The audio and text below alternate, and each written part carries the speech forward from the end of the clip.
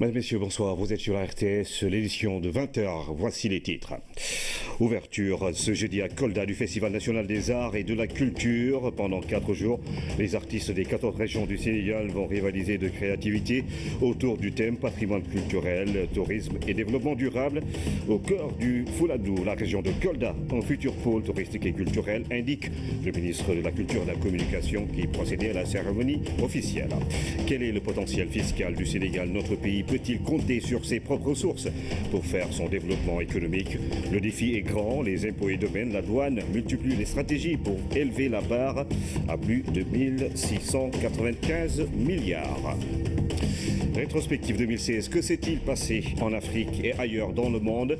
Quels ont été les temps forts dans l'univers du sport? Réponse avec Carlo Armadoussi qui nous fera également voyager dans le nord du Sénégal, Saint-Louis et la région à la une.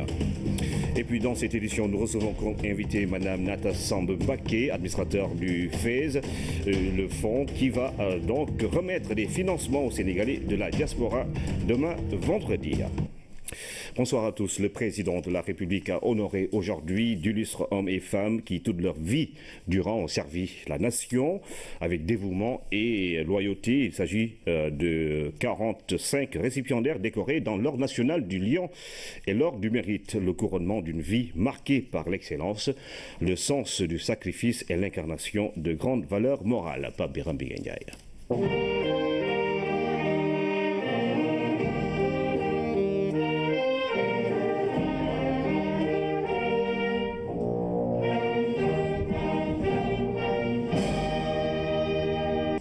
C'est un banquet de prestige, le rendez-vous de toute la République qui honore ses dignes fils. La cérémonie qui nous réunit aujourd'hui est un acte républicain de haute portée qui consacre des hommes et des femmes méritants dans nos plus hautes distinctions nationales. C'est également un exercice plein d'humanité qui rappelle à juste titre les valeurs fondatrices de la République. C'est enfin un cours magistral sur la vertu qui vise à bâtir une véritable conscience citoyenne. Le président de la République Macky Sall, dont ses habits de grand maître de l'ordre, fait entrer ces illustres hommes et femmes dans le panthéon des immortels au trône de la gloire. L'instant est sacré pour cette élite vivante d'une nation reconnaissante qui leur rend hommage. Aujourd'hui, ils sont 45 récipiendaires, issus de plusieurs milieux socio-professionnels, à recevoir les prestigieux insignes de dignitaires. À tous, je dis félicitations pour leur brillante promotion dans nos ordres nationaux. En leur remettant ces hautes distinctions, j'ai une pensée pour les illustres disparus qui ont également porté les valeurs de nos ordres nationaux. Je veux citer l'artiste sculpteur Ousmane Sow et le journaliste Bara Diouf, dont les œuvres resteront à jamais gravées dans notre mémoire collective.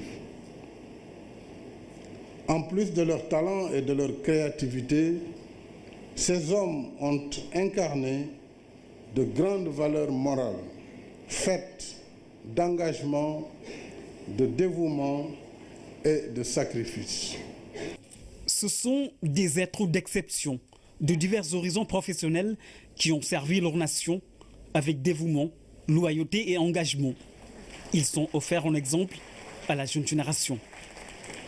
Au moment où notre jeunesse a plus que jamais besoin de repères et de modèles, vos qualités morales, professionnelles et intellectuelles sont à donner un exemple.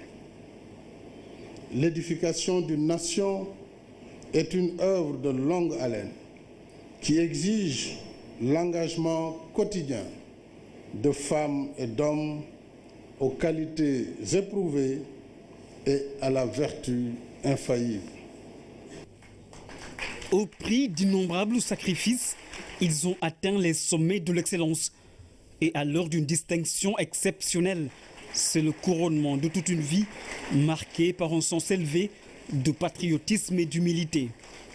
Des valeurs qui font la grandeur de ces hommes et femmes au moment où l'éveil des consciences demeure une nécessité. La restauration des valeurs citoyennes est une étape indispensable si nous ne voulons pas rater le train de l'avenir. Nous devons faire une introspection à tous les niveaux et assumer pleinement nos responsabilités, tant au niveau des familles, de l'école et de l'État, pour extirper les maux qui gangrènent notre société. Ils ont été 45 récipiendaires à avoir reçu ces distinctions des mains du président de la République Macky Sall. Merci. Des décorations dans l'Ordre national du Lion et dans l'Ordre du Mérite. De grands moments d'histoire, de symboles et d'émotions pour ces illustres serviteurs de la nation. Ils se sont sentis fiers d'avoir été honorés par la nation, des distinctions qui constituent pour les récipiendaires une marque de reconnaissance après plusieurs années de bons et loyaux services. Ils ont été également sensibles au message du chef de l'État qui les a cités en exemple. Voici la réaction de quelques récipiendaires. Je commence d'abord par remercier M. le Président de la République qui a bien voulu m'honorer en me levant à ce grade de dignitaire. Bon, surtout, moi, le mot manque vraiment pour déterminer, pour dire ce que je ressens réellement. Mais quand même, je remercie aussi ma famille, ma femme et mes enfants qui sont venus de loin pour assister à cette manifestation. Je remercie aussi toute la communauté sportive du Sénégal, en particulier le Djaraf, cette grande école de vie qui m'a vu naître, qui m'a accompagné durant toute ma jeunesse. Moi, je remercie tout le monde et je pense que c'est la reconnaissance aussi d'un travail accompli, aussi bien dans ma carrière de football international durant de longues années et de mon travail, de ma vie d'entrepreneur engagé au service de son pays. C'est une grande fierté de figurer parmi les récipiendaires et d'être honoré par le chef de l'État. C'est une grande marque de temps de travail qui a été fait par la plus grande loyauté. Et je remercie mes parents de m'avoir donné une bonne éducation et j'offre ça à ma mère, à ma sœur, à mes frères et à toute la famille. Honoré et fier à la fois, honoré d'avoir été pris en exemple pour la jeunesse, fier d'avoir appartenu aux ordres nationaux du Sénégal. Et ça fait toujours plaisir lorsqu'on sait que l'État a pensé à vous et vous offre un exemple à la jeunesse dans un domaine qui n'était pas très évident, c'est un peu le domaine de la communication. Après tant d'années, bon, on est quand même très content d'avoir été cité en exemple par notre corporation. Ah, c'est un grand honneur. Nous sommes vieux soldats, j'ai fait 40 ans de service. J'ai servi à travers le pays et en dehors du pays. Alors recevoir un honneur comme ça de la part du président de la République, c'est un très grand honneur. L'absence de repères est un danger pour une nation. Les jeunes ont besoin d'avoir des signaux. Ils prennent le cap en direction de ces signaux pour pouvoir s'identifier par rapport à leur réalité. Un Sénégalais, c'est une éducation. Le Sénégalais, c'est un comportement, une façon de faire, une façon de dire qui fait que avoir des exemples, nous tous, on avait des exemples quand on était jeunes. Et là, je pense que le meilleur moyen de pousser les jeunes au travail, c'est de faire la promotion des travailleurs.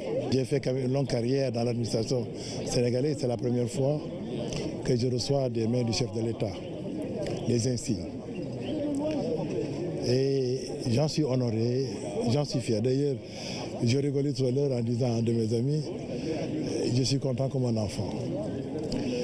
Parce que ce que le président a dit et ce que le grand chancelier aussi a répété avant lui, c'est que cette distinction, ce n'est pas seulement l'insigne qu'on met sur votre poitrine, c'est le symbole.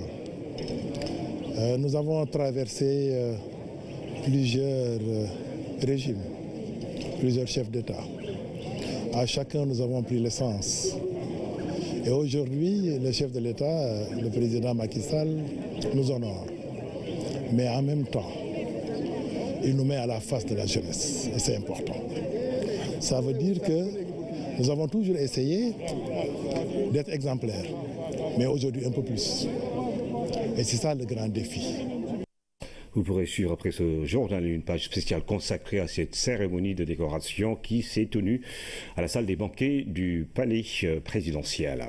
Paludisme, les députés s'engagent aux côtés du programme national de lutte. Il s'agit là de la formalisation de l'action des parlementaires en faveur du PNLP. Entre 2009 et 2015, la prévalence du paludisme a baissé de moitié grâce à la conjugaison des efforts. Dans certaines parties du Sénégal, le stade de pré-élimination est atteint. Oumar Diawa. Le paludisme préoccupe les parlementaires car même s'il régresse, il reste encore un problème de santé publique pour bon nombre de pays en développement. Ainsi, de 2009 à 2015, la prévalence a baissé de plus de la moitié, passant de 3% à 1,2% dans notre pays. La préélimination n'est plus un mirage. Nous avons diminué de pratiquement 50% le nombre de cas de paludisme depuis 2009. Et donc, ce que nous voulons aujourd'hui, c'est aller vers la préélimination du paludisme. C'est un enjeu ambitieux. Cette évolution qui traduit un allègement du fardeau du paludisme a été obtenue grâce à l'engagement fort de différents acteurs, dont les députés. Le plaidoyer était là. Maintenant, c'est les actions concrètes que nous voulons justement mener ensemble avec le programme national de lutte. Dans la distribution des moustiquaires, dans la sensibilisation. Une cinquantaine de députés ont renouvelé leur engagement en faveur des actions de lutte conduites par le PNLP, un soutien constant mais cette fois-ci formalisé. Nous avons avec nous des partenaires engagés, des partenaires motivés et des partenaires qui savent que leur présence et leur action nous aideront vraiment à éliminer le paludisme au Sénégal. D'une certaine façon, les députés constituent des interfaces entre les populations et les politiques, des relais au contact des communautés qui promettent d'inscrire la lutte contre le paludisme dans leur discours de campagne pour les prochaines législatives. Que l'on puisse faire comprendre aux populations que nous ne sommes pas là parce qu'on veut être député. Non, nous sommes là parce que nous voulons réellement prendre les problèmes des populations en charge. Parmi ces problèmes, il y a justement la lutte contre le palud. Les résultats déjà acquis sont fragiles et sont à consolider. L'incidence palud reste encore forte dans les zones méridionales du Sénégal. Les députés sont prêts à contribuer à l'objectif zéro palud en ligne de mire. Ils se sont engagés. Quel est le tableau qu'offre le secteur de l'artisanat face à la commande publique et la mise en œuvre du projet immobilier national? Les acteurs se sont réunis ce matin afin d'évaluer. Les résultats montrent que les entreprises locales sont maintenant outillées et l'environnement leur permet de postuler et de gagner les marchés. Amilo Diop. L'accès à la commande publique des artisans intéresse au plus haut niveau les autorités. L'État du Sénégal est conscient que le secteur de l'artisanat peut faire décoller l'économie nationale. Cette prise de conscience est à l'origine de l'augmentation du budget du département de tutelle et la mise en œuvre de différents projets comme le mobilier national. Le président Macky Sall accorde une place et un rôle important au secteur artisanal dans la politique de création d'emplois et de relance de l'économie nationale. Des entreprises artisanales sénégalaises sont présentes également dans le textile entre autres secteurs. La directive présidentielle demande à ce que 15% de la commande publique soit attribuée à des entreprises locales. 145 artisans de la région de Dakar ont été formés en production de mobilier de bureaux et d'appartements. 15 cordonniers en production de bottes militaires et 30 chefs d'entreprise et membres d'organisations artisanales en technique de passation de marché. 40 maîtres menuisiers bois dans la région de Ziguinchor, 30 dans la région de Tambacounda en fabrication de mobilier de bureau. Ces formations ont permis aux entreprises locales de gagner, pour la première fois dans l'histoire de la commande publique, 20 lots sur 38 prévus pour les 2 appels d'offres de la DMTA, pour un montant global de 800 millions de francs CFA. Vous pouvez en tout cas être rassuré de l'accompagnement constant du ministère de l'Économie, des Finances et du Plan. Tous nos services impliqués dans ce processus resteront attentifs à vos préoccupations et continueront de cheminer ensemble avec vous pour que les attentes des plus hautes autorités de l'État à l'égard de nos artisans soient réalisées. Au cours de cet atelier, les acteurs ont exprimé toutes leurs préoccupations. Une oreille attentive leur a été prêtée. L'objectif reste le même pour tous les acteurs, faire du secteur de l'artisanat un levier de développement. Et puis le Sénégal va intégrer le top 100 du classement Doing Business d'ici 2019. La révélation est faite par l'APIX qui présentait ce matin sa feuille de route. L'agence veut mettre une trentaine d'actions pour impacter 6 indicateurs du Doing Business et renforcer l'attractivité de notre pays. Nous retrouvons Amidou Diop. Dans le classement Doing Business 2016, le Sénégal fait partie des 150 pays qui présentent un environnement des affaires très attractif. D'ici 2019, l'APIX veut faire intégrer à notre pays le top 100 du classement, ceci en proposant une trentaine d'actions en vue d'impacter 6 indicateurs du classement Doing Business. On ne traîne pas, c'est qu'on veut accélérer. C'est pas pareil. Nous avons déroulé des bons progrès, 31 places de gain de rang. On veut aller vite, on veut le faire très bien, parce que c'est la seule façon de construire une plateforme d'environnement des affaires qui va attirer de manière définitive les investisseurs. Avec 17 réformes phares dans le plan Sénégal émergent, le Sénégal déroule sa feuille de route pour améliorer certains indicateurs. L'APIX prend les devants et affiche son ambition. Au niveau des investissements privés, le Sénégal progresse d'année en année de 24 à 25%. Au niveau des investissements directs étrangers, on est autour d'une fourchette de 8 à 9% d'année en année. Donc les réformes qui ont été faites, jugées efficaces et pertinentes par rapport aux évaluateurs de la Banque mondiale, démontrent qu'on ne fait pas des réformes que pour les faire. Les résultats sur le bond significatif au niveau des investissements privés démontrent aussi qu'il y a du retour sur investissement par rapport à nos réformes. L'objectif 2018, c'est que le Sénégal fasse partie du top 100 mondial. Parce qu'il ne faut pas confondre les aspects. Et au niveau Afrique, il faudrait qu'on reste dans le top 5, au moins. En termes de création d'entreprises, de protection des investisseurs, de raccordement à l'électricité, entre autres, le Sénégal a des atouts considérables.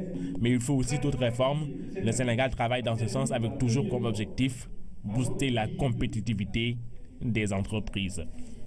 L'ANPEJ, l'Agence nationale pour la promotion de l'emploi des jeunes, a remis il y a 2 jours des chèques à plus de 600 jeunes de la région de Dakar afin de leur permettre de démarrer une activité génératrice de revenus. Notre reporter est allé à la rencontre de 2 bénéficiaires de ces programmes d'auto-emploi de l'ANPEJ. L'un est déjà en activité, l'autre a démarré ses démarches pour lancer son atelier de couture. Quel est l'impact de cette initiative du gouvernement?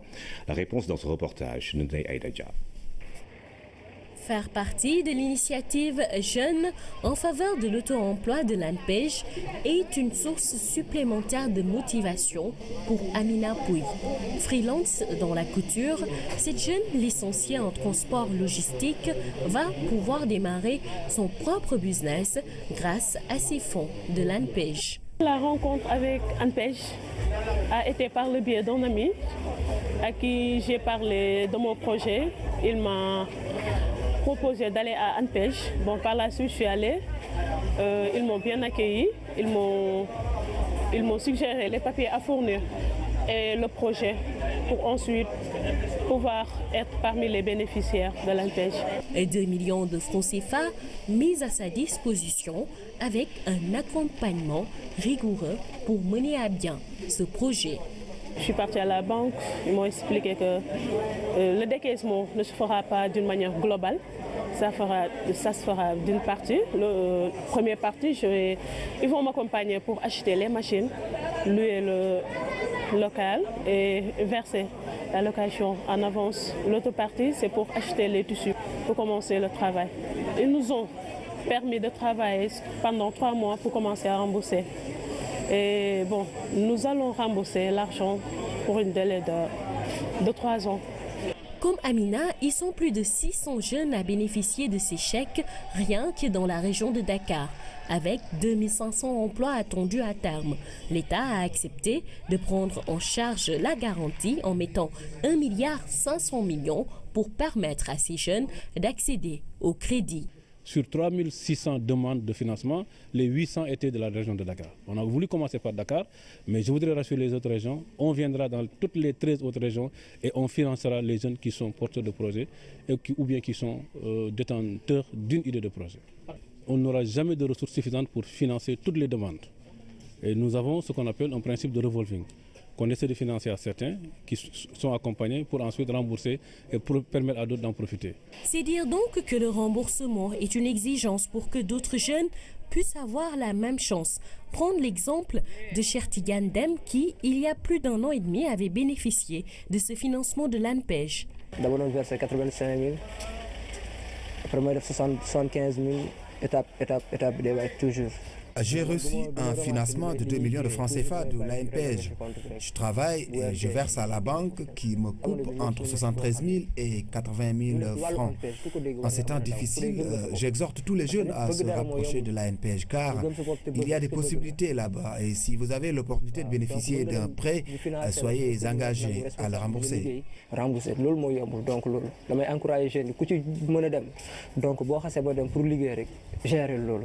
Ce programme permet à l'État de lutter contre le chômage des jeunes par la promotion de l'auto-emploi. Aminata Pouy fera-t-elle comme Chertigan Dem? Rendez-vous dans quelques mois pour en juger. Le potentiel fiscal du Sénégal est actuellement estimé à quelques 1695 milliards, chiffre de 2015. Cependant, 213 milliards, c'est le gap à combler pour atteindre ce montant et faire face en partie aux besoins économiques du pays avec des ressources propres. Un challenge énorme dans un contexte où l'aide publique au développement ne saurait être le seul support.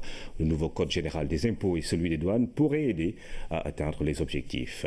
C'est la rubrique économie avec Abibou Mbaye. Les impôts, la douane, deux mamelles nourricières de l'économie. Dans un contexte où les ressources se font rares, où l'aide publique au développement a subi de plein fouet les tensions de l'économie mondiale, il faudra compter sur ses ressources propres. Surtout quand on est un pays qui s'appelle le Sénégal, qui a une réputation à préserver. Le Sénégal est bien coté. Si vous avez un bon cadre macro, si vous avez une bonne performance, ça vous donne une meilleure perspective en termes de financement des ressources extérieures. Donc nous avons plus facilement accès aux ressources extérieures, que ce soit des marchés financiers ou des marchés intérieurs à l'échelle de l'EMO. Mais naturellement, il nous faut compter davantage sur nos ressources propres. Les marchés financiers sont très volatiles, les conditions de financement ne sont pas déjà... Même s'il y a des mécanismes de couverture au départ, il y a toujours des risques. Il y a aussi un risque de sèchement des fonds prêtables sur ces marchés. Donc, on avait besoin de compter davantage sur des ressources propres. Ces ressources propres sont à trouver dans les recettes fiscales et douanières. Face à l'incapacité des pays riches à respecter leur engagement à allouer 0,7% de leur richesse à l'aide publique au développement, il faudra faire recours à son potentiel fiscal.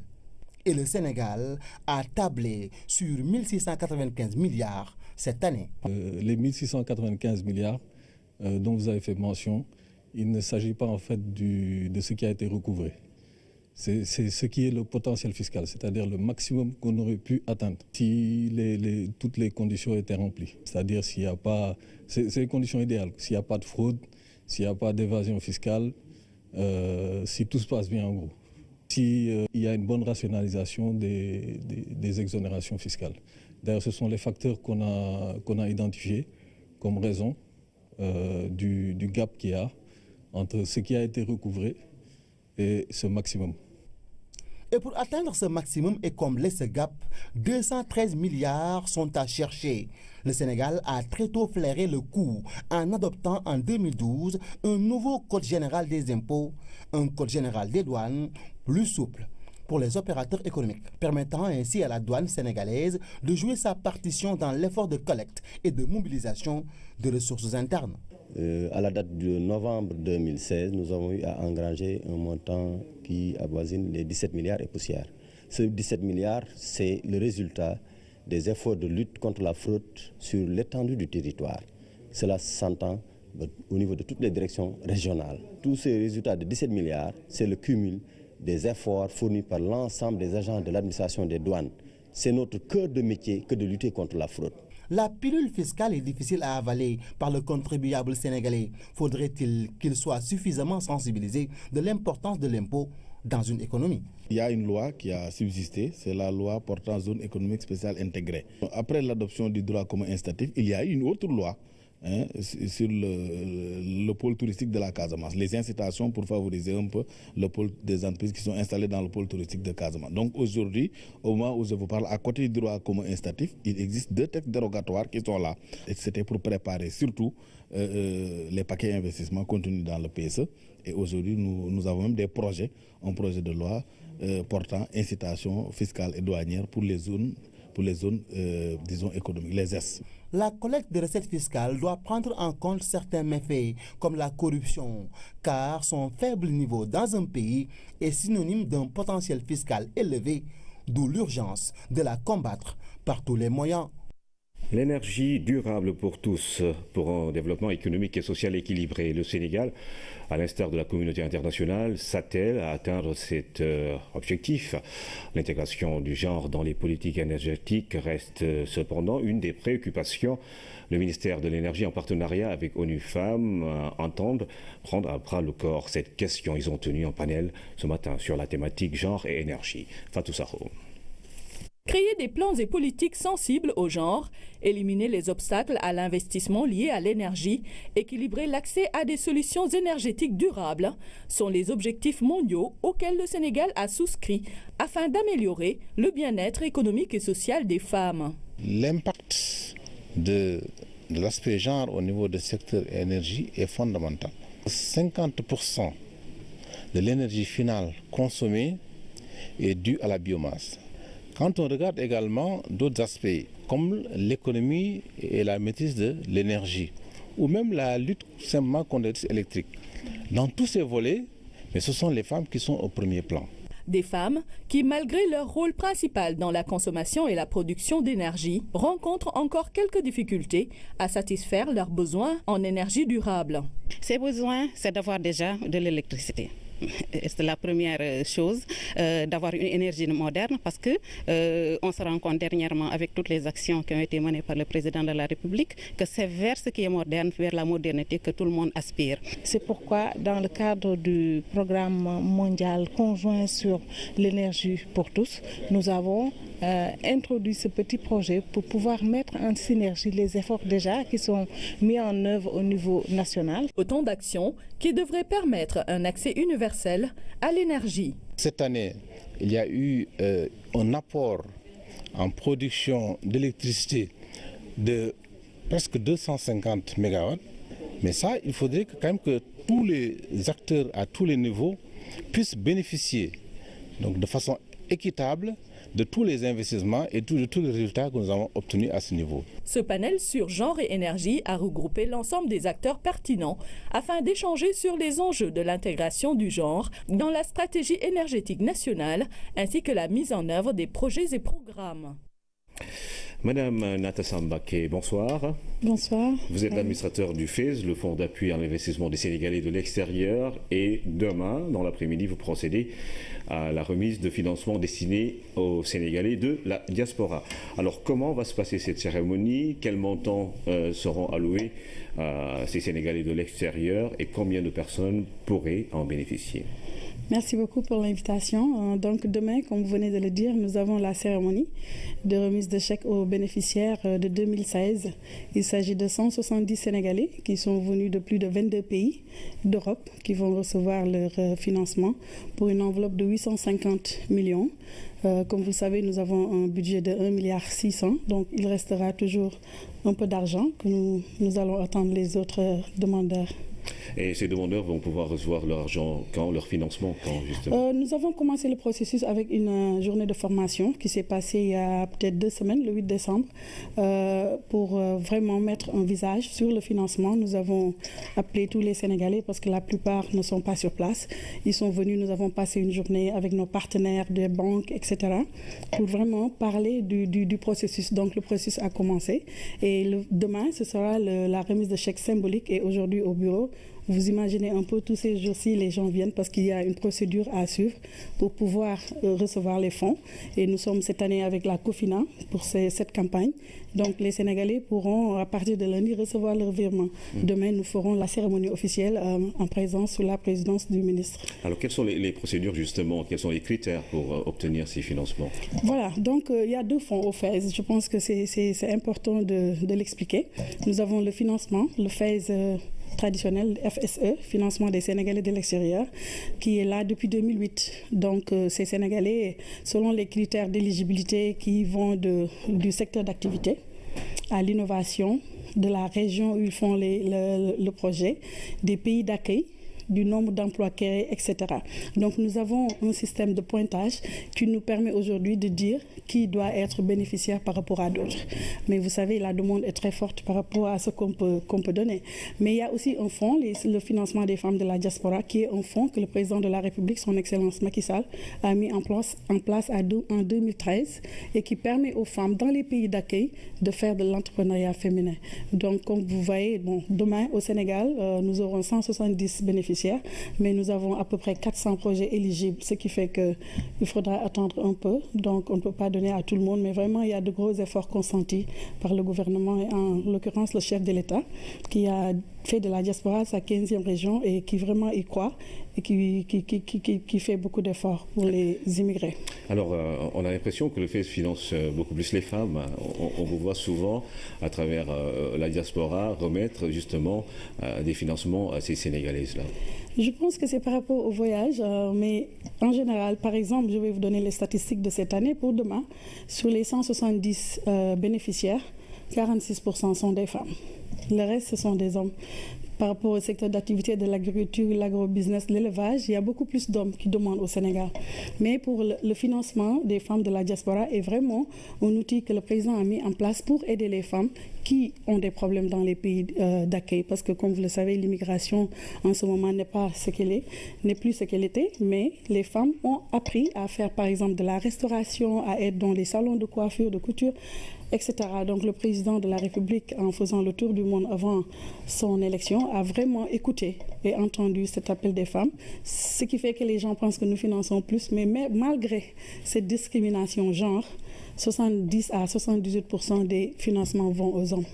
Alors la question du remboursement, on va l'évoquer, recevoir des financements, c'est bien, mais après, quels sont les dispositifs que vous avez mis en place pour que l'argent revienne justement au Sénégal? Voilà, je le disais tantôt, il y a des mécanismes que nous avons mis en place au FAISE qui n'existaient pas peut-être avant, il faut le dire, parce que pour l'instant, par exemple, nous ne finançons pas directement, nous allons à travers d'autres banques. Nous avons des partenaires bancaires. Cette année, c'est COFINA, l'année dernière, c'était CMS et on était avec le Crédit National, Crédit Agricole, etc. Les femmes ont fait des DAT et les banques financent. Et il y a un système qui nous permet aujourd'hui d'identifier les Sénégalais parce qu'il faut vraiment prouver que vous êtes Sénégalais de l'extérieur. Il faudra avoir une carte consulaire, des papiers du pays d'accueil, etc.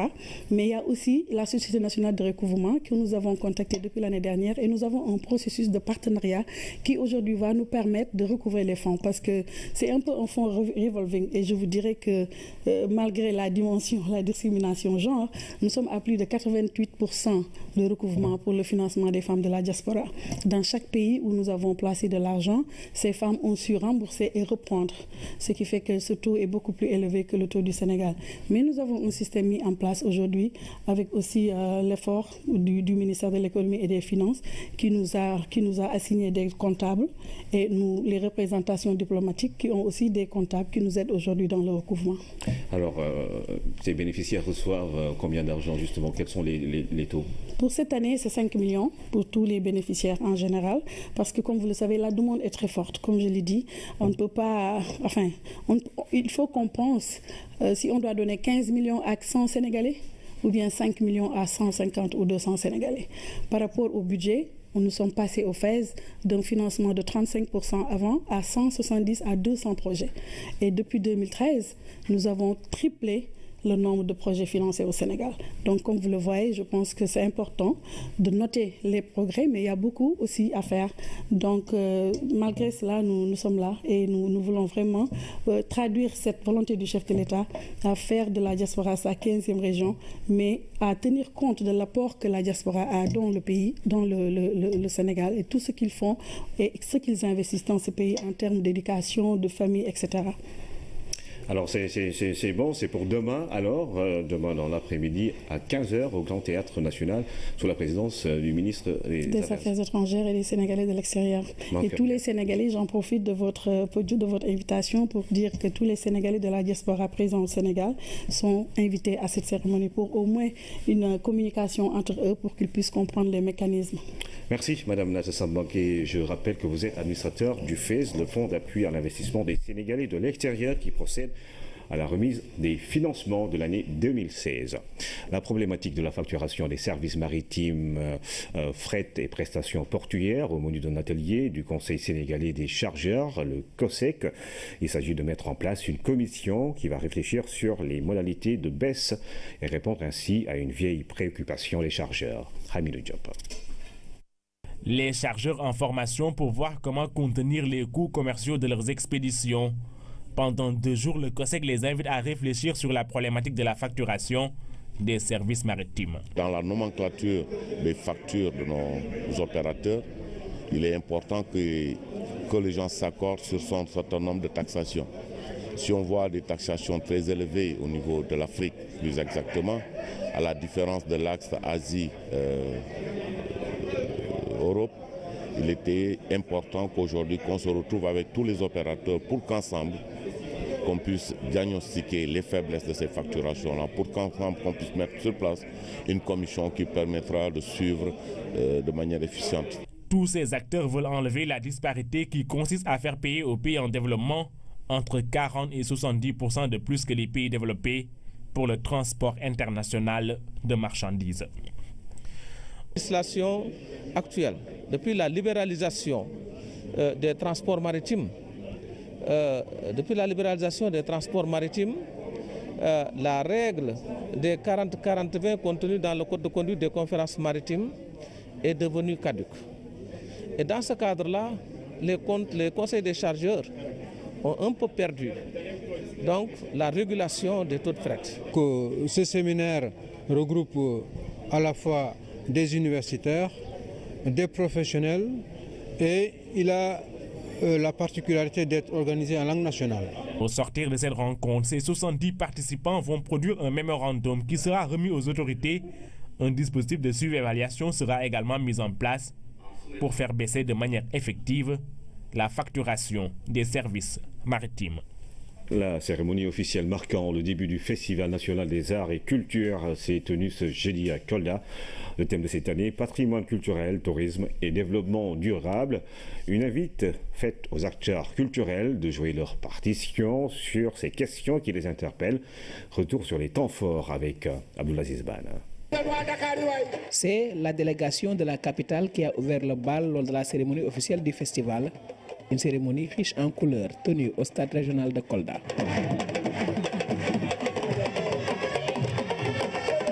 Population de Kolda, nous vous remercions pour cette belle et forte mobilisation. Kolda est un terroir de culture, c'est-à-dire notre Fouladou est riche de sa diversité culturelle. Cette cérémonie officielle de la 9e édition du Festival national des arts et cultures est symbolique à un double titre. Au-delà des festivités, il s'agit de réfléchir à travers le thème sur des sujets d'actualité, patrimoine culturel, tourisme et développement durable. Le thème du FESNAC 2016 nous invite à travailler pour la satisfaction et le bien-être des populations qui n'ont que leur valeur culturelle intrinsèque comme force motrice pour asseoir un développement durable, inclusif et partagé. Dans un contexte de dégradation accélérée des ressources naturelles marquées par la coupe abusive et le trafic illicite de bois dans la région de Kolda et le sud du pays, cette réflexion que vous avez bien voulu engager mon cher le ministre, traduit votre volonté d'apporter une solution durable à la gestion de l'environnement et des ressources naturelles. Ces objectifs, c'est permettre aux Sénégalais de mieux se connaître, de mieux se découvrir, ce qui rapproche véritablement les uns et les autres.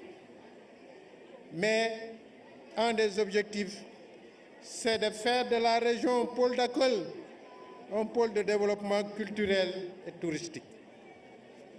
La valorisation du patrimoine culturel, matériel et immatériel, constitue également un enjeu important dans la prise en charge du renforcement et de la cohésion nationale et de la recherche de la paix. Monsieur le maire, Adjogi Djarama, Allah Djarama. Cette cérémonie officielle du FESNAC a été aussi l'occasion pour le ministre de la Culture d'offrir un studio d'enregistrement aux acteurs culturels de la région de Kolda.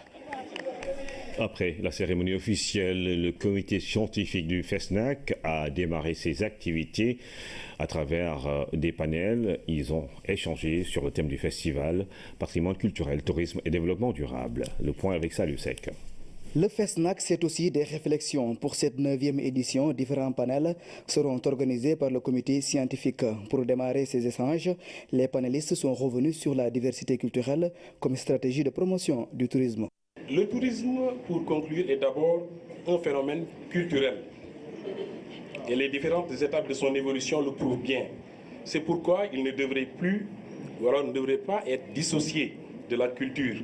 La politique culturelle du Sénégal devrait, à notre humble avis, alimenter la politique touristique dans sa conception et sa mise en œuvre, car un peuple non enraciné dans ses valeurs ne peut s'adonner aux pratiques d'un tourisme sain et ne peut non plus participer à un processus de développement durable. Cette thématique cadre bien avec le thème de cette édition, patrimoine culturel, tourisme et développement durable. Et selon les conférenciers, la culture peut être un levier pour le développement durable. Aujourd'hui, nous sommes sûrs que les industries créatives, je dis bien les industries créatives culturelles, qui vont promouvoir les savoirs et les savoir-faire qui nous viennent du patrimoine immatériel, vont être les poumons du développement économique durable du XXIe siècle. C'est évident. Si le XIXe siècle, c'était la mine, les industries, si le XXe était les antiques, le XXIe siècle sera absolument le siècle du développement des industries créatives.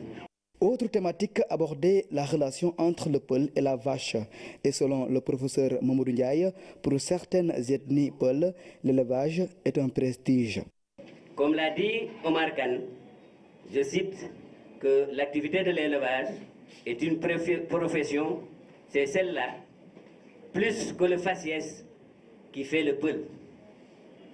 Toutefois, chez le peul Diawaringa, c'est l'élevage du bovidé qui confère le plus de prestige. Car, comme l'a dit Ampateba, c'est le bovidé qui est source de richesse pour les peuls et joie pour les peuls. C'est-à-dire que, même s'ils s'adonnent à la culture de quelques céréales, comme le mil, le maïs, le riz, l'arachide, pour les besoins de leur consommation quotidienne, leur souci majeur est toujours de développer un grand troupeau de bovidés. Ce colloque a été aussi mis à profit pour revenir sur un autre aspect très important pour la promotion du tourisme, la biodiversité. Pour étayer ses propos, le conférencier a présenté les potentialités écotouristiques du parc Nyokolokoba et celui du delta du Saloum, des sites à sauvegarder pour l'intérêt national. Toujours dans la partie sud du Sénégal, ouverture de la 27e édition de la Semaine de l'Amitié et de la Fraternité à Gabou, en Guinée-Bissau. La SAFRA réunit chaque année les villes frontalières de la Guinée-Bissau, du Mali, de la Mauritanie, de la Gambie et du Sénégal pour une semaine d'échanges culturels et sportifs. Le thème de cette année porte sur l'intégration. Envoyés spéciaux, Serine Bouch, Abdoulaye Sinkaré. 10 ans après la dernière édition de la SAFRA sur son sol, Gabou reprend la main. Pour rehausser l'événement, le Premier ministre de Guinée-Bissau a fait le déplacement. C'est l'acte 1 d'une longue journée d'ouverture. Le président tout de suite m'a dépêché pour venir le représenter dans cet grand événement. Comme vous le savez, que, si c'est 6 pays, ça pourrait être tous les pays membres de CEDEAO qui sont là.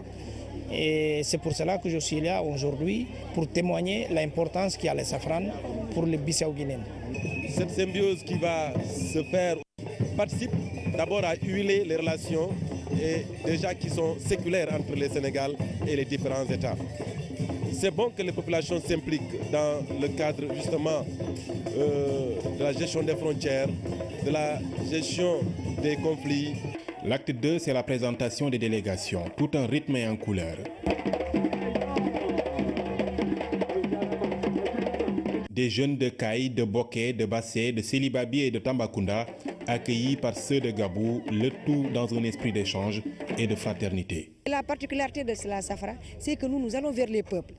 Quand on parle d'intégration, on ne peut pas faire d'intégration sans aller vers les peuples. L'intégration des peuples ne peut se faire que par les peuples. Si on veut aujourd'hui atteindre la libre circulation des personnes et des biens, il faut que nous allons vers les peuples. La connaissance de la Safra et surtout encore le problème de l'intégration. Donc ce sont ces thèmes qui vont être développés par le comité scientifique sur la demande de tous les pays. L'acte 3 se passe sur scène à travers une veillée culturelle qui voit défiler les troupes pour de riches prestations.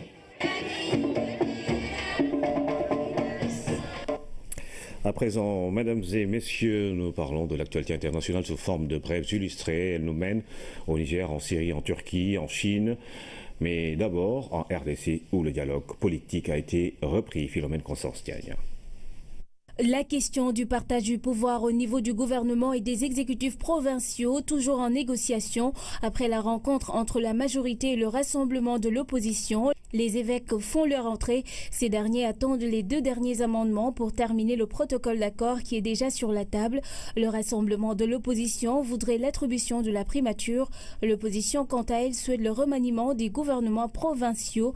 L'Église catholique reste confiante malgré des déclarations alarmistes des 2 partis.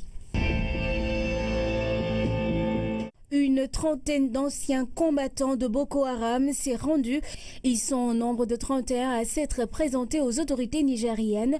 Une cérémonie a été organisée pour marquer cette reddition d'enfants du pays devenus combattants djihadistes. Le gouvernement a annoncé le lancement d'un programme d'amnistie et de réinsertion pour les anciens djihadistes de Boko Haram. L'accord de cessez-le-feu entre le régime syrien et l'opposition armée en Syrie signé en négociation jusqu'à hier. L'annonce a été faite cette fois par Vladimir Poutine en personne. Le président russe a évoqué la signature de 3 documents qui stipulent le cessez-le-feu sur l'ensemble du territoire syrien. L'un d'entre ces documents porte sur de futures négociations de paix. La réduction de la présence militaire russe en Syrie est également annoncée. Le cessez-le-feu doit entrer en vigueur à minuit dans la nuit du jeudi au vendredi. Il est parrainé par la Russie et la Turquie. À noter que l'accord exclut les djihadistes du groupe État islamique ainsi que ceux du Front al-Nosra selon l'armée syrienne. En Turquie, Asli Erdogan et Nekmi Alpay en liberté mais sous contrôle judiciaire.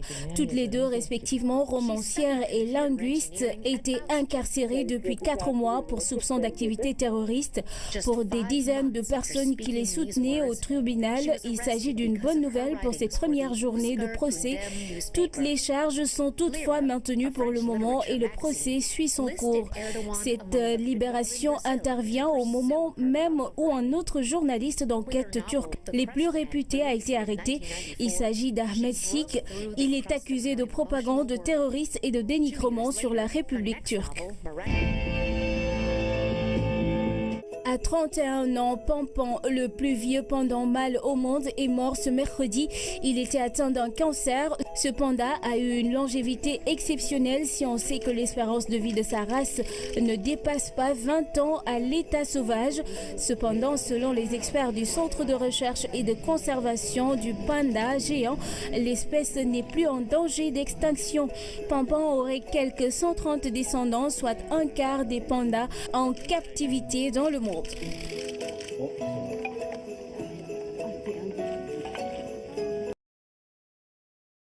Titre, les valeurs fondatrices de la République. C'est enfin un cours magistral sur la vertu qui vise à bâtir une véritable conscience citoyenne. Le président de la République Macky Sall, dans ses habits de grand maître de l'ordre, fait entrer ces illustres hommes et femmes dans le panthéon des immortels au trône de la gloire. L'instant est sacré pour cette élite vivante d'une nation reconnaissante qui leur rend hommage. Aujourd'hui, ils sont 45 récipiendaires, issus de plusieurs milieux socio-professionnels, à recevoir les prestigieux insignes de dignitaires. À tous, je dis félicitations pour leur brillante promotion dans nos ordres nationaux. En leur remettant ces hautes distinctions, j'ai une pensée pour les illustres disparus qui ont également porté les valeurs de nos ordres nationaux. Je veux citer l'artiste sculpteur Ousmane Sow et le journaliste Bara Diouf, dont les œuvres resteront à jamais gravées dans notre mémoire collective. En plus de leur talent et de leur créativité, ces hommes ont incarné de grandes valeurs morales, faites d'engagement, de dévouement et de sacrifice. Ce sont des êtres d'exception, de divers horizons professionnels qui ont servi leur nation avec dévouement, loyauté et engagement. Ils sont offerts en exemple à la jeune génération. Au moment où notre jeunesse a plus que jamais besoin de repères et de modèles, vos qualités morales, professionnelles et intellectuelles sont à donner un exemple. L'édification d'une nation est une œuvre de longue haleine qui exige l'engagement. À chacun, nous avons pris l'essence. Et aujourd'hui, le chef de l'État, le président Macky Sall, nous honore. Mais en même temps, il nous met à la face de la jeunesse. Et c'est important. Ça veut dire que nous avons toujours essayé d'être exemplaires. Mais aujourd'hui, un peu plus. Et c'est ça le grand défi. Vous pourrez suivre après ce journal une page spéciale consacrée à cette cérémonie de décoration qui s'est tenue à la salle des banquets du palais présidentiel. Paludisme, les députés s'engagent aux côtés du programme national de lutte. Il s'agit là de la formalisation de l'action des parlementaires en faveur du PNLP. Entre 2009 et 2015, la prévalence du paludisme a baissé de moitié grâce à la conjugaison des efforts. Dans certaines parties du Sénégal, le stade de pré-élimination est atteint. Oumar Djawa. Le paludisme préoccupe les parlementaires car même s'il régresse, il reste encore un problème de santé publique pour bon nombre de pays en développement. Ainsi, de 2009 à 2015, la prévalence a baissé de plus de la moitié, passant de 3% à 1,2% dans notre pays. La préélimination n'est plus un mirage. Nous avons diminué de pratiquement 50% le nombre de cas de paludisme depuis 2009. Et donc, ce que nous voulons aujourd'hui, c'est aller vers la préélimination du paludisme. C'est un enjeu ambitieux. Cette évolution qui traduit un allègement du fardeau du paludisme a été obtenue grâce à l'engagement fort de différents acteurs, dont les députés. Le plaidoyer était là. Maintenant, c'est les actions concrètes que nous voulons justement mener ensemble avec le programme national de lutte.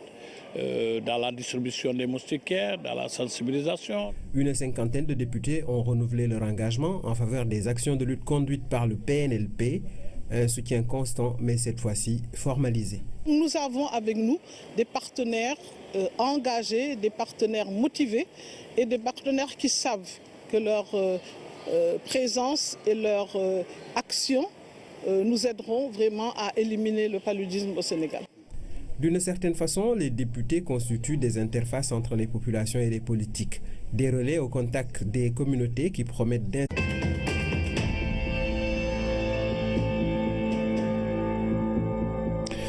Mesdames, Messieurs, bonsoir. Vous êtes sur la RTS, l'édition de 20h. Voici les titres.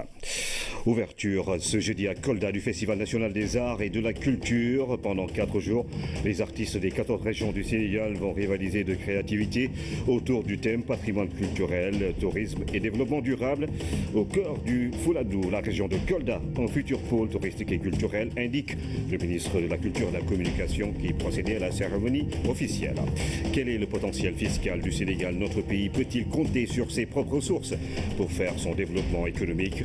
Le défi est grand, les impôts et domaines, la douane multiplient les stratégies pour élever la barre à plus de 1695 milliards. Rétrospective 2016, que s'est-il passé en Afrique et ailleurs dans le monde? Quels ont été les temps forts dans l'univers du sport? Réponse avec Thierno Armadoussi qui nous fera également voyager dans le nord du Sénégal, Saint-Louis et la région à la une. Et puis dans cette édition, nous recevons comme invité Madame Nata Sambe-Baké, administrateur du FES, le fonds qui va donc remettre des financements aux Sénégalais de la diaspora demain vendredi. Bonsoir à tous. Le président de la République a honoré aujourd'hui d'illustres hommes et femmes qui, toute leur vie durant, ont servi la nation avec dévouement et loyauté. Il s'agit de 45 récipiendaires décorés dans l'Ordre national du Lion et l'Ordre du Mérite, le couronnement d'une vie marquée par l'excellence, le sens du sacrifice et l'incarnation de grandes valeurs morales. Pape Biram Bigandiaï.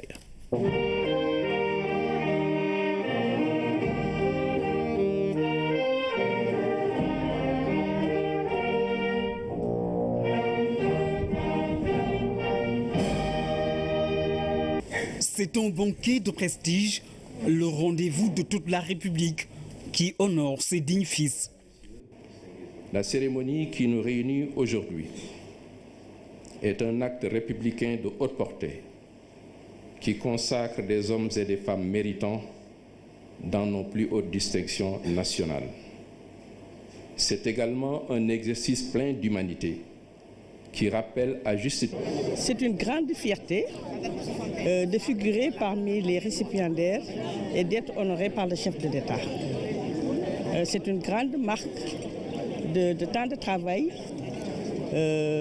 qui a été fait par la plus grande loyauté. Et je remercie mes parents de m'avoir donné une bonne éducation et j'offre ça à ma mère, à ma sœur, à mes frères et à toute la famille. Honoré et fier à la fois, honoré d'avoir été pris en exemple pour la jeunesse, fier d'avoir appartenu aux ordres nationaux du Sénégal. Et ça fait toujours plaisir lorsqu'on sait que l'État a pensé à vous et vous offre un exemple à la jeunesse dans un domaine qui n'était pas très évident, c'est un peu le domaine de la communication. Après tant d'années, bon, on est quand même très content d'avoir été cité en exemple par notre corporation. Ah, c'est un grand honneur. Nous sommes vieux soldats, j'ai fait 40 ans de service. J'ai servi à travers le pays et en dehors du pays. Alors recevoir un honneur comme ça de la part du président de la République, c'est un très grand honneur. L'absence de repères est un danger pour une nation. Les jeunes ont besoin d'avoir des signaux. Ils prennent le cap en direction de ces signaux pour pouvoir s'identifier par rapport à leur réalité. Un Sénégalais, c'est une éducation de Sénégalais, c'est un comportement, une façon de faire, une façon de dire qui fait que avoir des exemples, nous tous, on avait des exemples quand on était jeunes. Et là, je pense que le meilleur moyen de pousser les jeunes au travail, c'est de faire la promotion des travailleurs. J'ai fait une longue carrière dans l'administration sénégalaise. C'est la première fois que je reçois des mains du chef de l'État les insignes. Et j'en suis honoré, j'en suis fier. D'ailleurs, je rigolais tout à l'heure en disant à un de mes amis, je suis content comme un enfant. Parce que ce que le président a dit et ce que le grand chancelier aussi a répété avant lui, c'est que cette distinction, ce n'est pas seulement l'insigne qu'on met sur votre poitrine, c'est le symbole. Nous avons traversé plusieurs régimes, plusieurs chefs d'État. Quotidien de femmes et d'hommes aux qualités éprouvées et à la vertu infaillible. Au prix d'innombrables sacrifices, ils ont atteint les sommets de l'excellence. Et à l'heure d'une distinction exceptionnelle, c'est le couronnement de toute une vie marquée par un sens élevé de patriotisme et d'humilité. Des valeurs qui font la grandeur de ces hommes et femmes au moment où l'éveil des consciences demeure une nécessité. La restauration des valeurs citoyennes est une étape indispensable si nous ne voulons pas rater le train de l'avenir. Nous devons faire une introspection à tous les niveaux et assumer pleinement nos responsabilités, tant au niveau des familles, de l'école et de l'État, pour extirper les maux qui gangrènent notre société. Ils ont été 45 récipiendaires à avoir reçu ces distinctions des mains du président de la République Macky Sall. Merci. Des décorations Mesdames, dans l'ordre national du Lion et dans l'ordre du mérite. De grands moments d'histoire, de symboles et d'émotions pour ces illustres serviteurs de la nation. Ils se sont sentis fiers d'avoir été honorés par la nation, des distinctions qui constituent pour les récipiendaires une marque de reconnaissance après plusieurs années de bons et loyaux services. Ils ont été également sensibles au message du chef de l'État qui les a cités en exemple. Voici la réaction de quelques récipiendaires. Je commence d'abord par remercier M. le Président de la République qui a bien voulu m'honorer en me levant à ce grade de dignitaire. Bon, surtout, moi, le mot me manque vraiment pour déterminer, pour dire ce que je ressens réellement. Mais quand même, je remercie aussi ma famille, ma femme et mes enfants qui sont venus de loin pour assister à cette manifestation. Je remercie aussi toute la communauté sportive du Sénégal, en particulier le Djaraf, cette grande école de vie qui m'a vu naître, qui m'a accompagné durant toute ma jeunesse. Moi, je remercie tout le monde et je pense que c'est la reconnaissance aussi d'un travail accompli, aussi bien dans ma carrière de football international durant de longues années et de mon travail, de ma vie d'entrepreneur engagé au service de son pays.